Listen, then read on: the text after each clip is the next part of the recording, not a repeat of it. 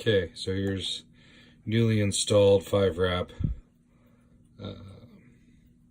These are super juggernauts. So they're a twisted clapped in, and then twisted in with a single strand 28 gauge and a flat 24 gauge wrapped over the top. So as these heat up, you'll see that they heat from the center out. So see how the outside coils there are darker and the middle one is warmer. That means these are spaced correctly and there's no short circuits. See that as they come up? This particular coil is running at 0.19 ohms at 129 watts. Voltage draw is, let's find out, 5.4 volts. So that, see how the ohmage drops or increases as you cycle them? That's part of them heating up. The ohmage will change slightly as they heat. So these are pretty good to go. They got some good color on them now. So it'll be time to wick them up. So get them wicked and get them thrown together. But this is what a little more advanced coil than just a single wrap is going to look like. But this is kind of the idea. It doesn't really matter what kind of wire it is or how you do it. You want that thing heating from the middle out like that. Okay, so hopefully that helps. The next step is to make sure that your cotton is cut well. Okay, try to cut flat, straight pieces. I tend to cut a lot off, whereas a lot of guys will take a piece this long and they'll cut it in half. I don't. I just use the whole damn thing. Kind of as a gauge of measure. If you take this and you lay it over the top, you'll see it's just slightly wider than the actual coil. And the reason for that is because these are a 3mm hole. Come on, focus. Focus. Okay, well, it's not gonna. There we go. These are 3mm hole coils. So I need to be able to pack the cotton in all the way around. So I'll show you a couple techniques with that. It's kind of hard with one hand, but we're gonna try here. So first thing I like to do is I take the end of the cotton here. Oh, and another thing when cutting these, okay, you're gonna get your little sheets in your little bag that you ordered, and they'll look like this. Always cut with the grain. If you cut against the grain this way, it'll just turn into fuzz, and you won't be able to actually wick with it. So always cut with the grain on this stuff, okay? And I use solid thickness. Some guys like to split them, so you can actually take this stuff and split it down the middle. It'll get you a little farther. On the smaller coils, I tend to do this on this setup, which is significantly larger than standard size. I use full thickness cotton. So let's see if I can wrap this up without making a giant mess. So I'll take these. Good God, my camera cannot focus to save its life right now. I'll take the end of this and I'll pinch it and roll it just a little bit until you kind of get a little point on it. Come on, focus. You get a little point on it like that so it'll fit through the coil. And this isn't the best job ever. Like I said, trying to do it one-handed. And then just grab a hold of the other end and, ooh, that's still a little warm. Try to do this once the coils have cooled off so that you don't burn the hell out of yourself. But then you just pull it through and I'll start back up once I got it pulled through. So, okay, so now I've got my cotton through here. And the next step is tricky and can be tricky depending on what type of RDTA or RDA you're using. So with your Helvape, which has a channel well, which is very, very similar to this setup. This is a GLAZ.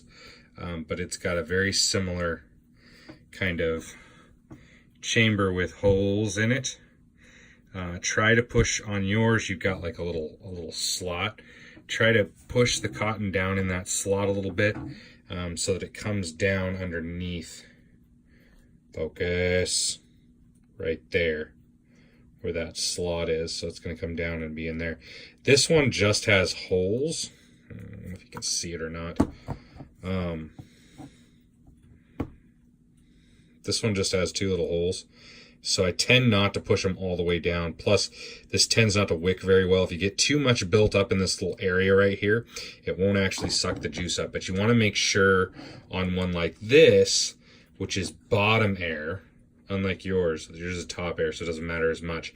But with a bottom air system, you don't want it to leak up too far and leach into your holes, which are your airflow holes, which are right down here next to the coils on this particular build. So you don't want it to flood the chamber. You don't want juice to be able to come above this, but you also don't want to pack it too tight so that you can't get any juice flowing, because the juice is going to float to the heat, which is up here at the coil. So it has to be able to suck up to that. So generally speaking, when I trim these, what I do is I'll kind of tuck them over like this, and I'll see where that O-ring is kind of towards the middle section. I'll give it a snip right there, and then I'll cram it down in there and make sure it's nice and fluffy. So I'll show you the next step. I'm going to cut these and then we'll move on. All right, so now I've got my cotton trimmed. Okay, just snip the ends off there. You'll see there's tons of little ends laying around from when I've done this other times. So this next step is kind of esoteric. It's a little hard to describe how to do it perfectly. So you kind of have to, what you're going to do is you're going to fluff out your cotton a little bit. Okay, kind of break it up, and make it a little fluffy, like so. And try to get rid of any of these like broken little wispy pieces like that, and make sure those go away. But what you're doing is you're creating a little bit of air gap in your cotton so that it flows a little better. It tends to suck it up a little bit better when you do that. And you'll be able to tell the difference when it's correct by just kind of rubbing your finger on it, and it'll feel a little more thin. Then like this feels real bouncy, like it's got some give to it, and you can see the difference right here. It's got some give to it, whereas this is almost it's almost paper thin. Okay, so then once you've got, and you're going to do this on both sides, but once you've got this part done, then what you're going to start doing is tucking this down into that well. Okay, and if it feels like there's too much, you can always either wisp it out further, or you can cut it a little bit more, take a little bit more length off. Be careful though, because you don't want it too short to where it won't reach the bottom here. And should be able to see, maybe if we can get close. See how there's just a little bit of wispy sticking out of the holes right there?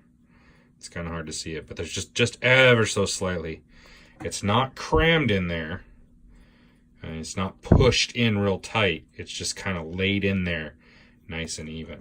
Okay, so I'm going to do the other side, and then I'll come back to you and I'll show you how to pre-wick it and get it ready to go, and then we'll strap this tank on and see how she vapes. Okay, we are now on to the next step here, which is going to be our pre-wicking. And what this is going to do is we're going to put juice on the actual coil, which is going to seep down into the cotton.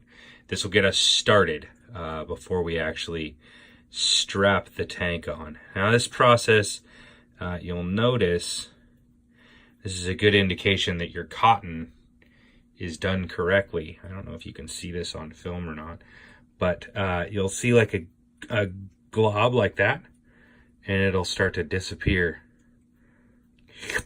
just sucks it all in. And if it's sucking it in quick, you did it right. This is actually a pretty good wicking job, considering the fact that I just tried to film all of it. And so a big indicator will be here on the side. If you're looking at it from the side, if it'll focus. See how it's kind of white down here towards the bottom? That's dry. And you want to make sure before you put the top on this thing that there are no dry spots anywhere on this cotton. Another thing, run this over the coils a few good times, because there's dry cotton down inside of there too, and you want to make sure that stuff's getting good and wet so that there's not any dry spots. We don't want dry hits. Oop, I got a little bit down the well hole. We'll see if it'll suck it up or not, but if it doesn't, that's okay. It just means I got a little bit in my air holes, and it'll pull up the first time I make a good hard pull on it.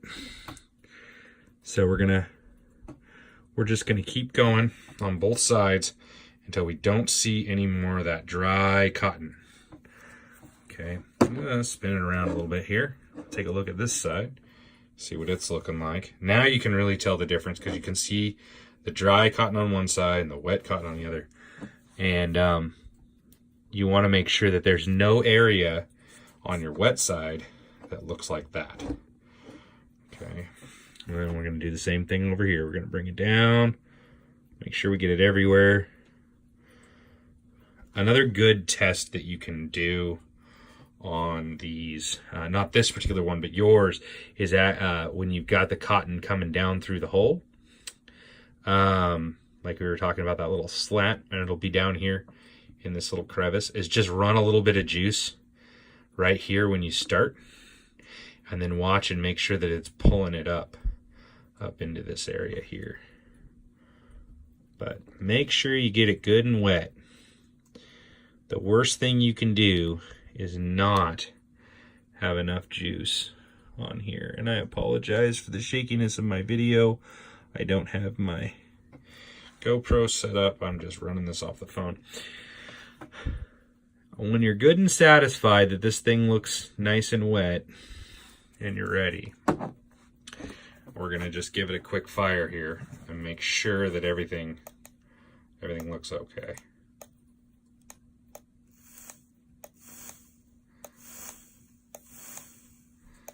She looks like she's spraying pretty good, so I think we're all right. So give me just a minute. I'm going to get the top cap on here. And another good thing to remember when building big like this is to make sure that whatever chamber you're using, in your case your Hellbait, will fit. Before you cotton it up and before you do all this crap, make sure it'll fit. I know this will fit because I've built on this coil with this particular rig a couple of times, so I know this will fit. But if you're unsure, just double check it first. Make sure that the top cap will slide over with no contacts. And when you do that, before you put cotton in it, check that clearance. And if your ohmage on your mod changes a shit ton with the top cap on, there's a short to the cap, and you need to make sure that your coils are skinny enough that they're fitting in there. All right, so on to the next step. All right, we've got the tank put on. We screwed it all back together. Put a little bit of juice in there. This one I'm kind of lucky because I can see the coils through it. This is a GLAZ from Steam Crave. They're the only ones that make these like this, and they've actually quit production on them. But it's super helpful, especially for beginners, to be able to see those coils. And when you don't have the opportunity to have the glass, you're going to spend a lot of time looking down in here, checking your cotton and making sure that your stuff looks okay, and your coils look all right, all that kind of stuff. But this is kind of your indicator. When you start seeing those guys getting real black and gunky and that cotton starts turning caramel and black, it is time to rebuild. But this is a fresh build, so let's see how she hits.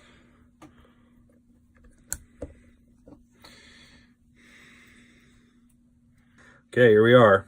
This is the first test hit. We're going to hit it at 129 watts and see what we get.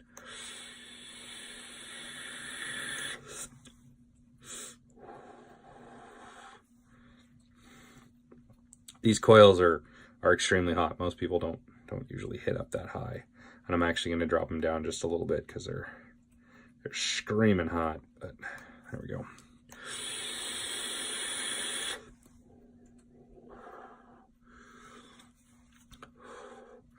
There, you did it. You built your first set of coils. You're all set. All right.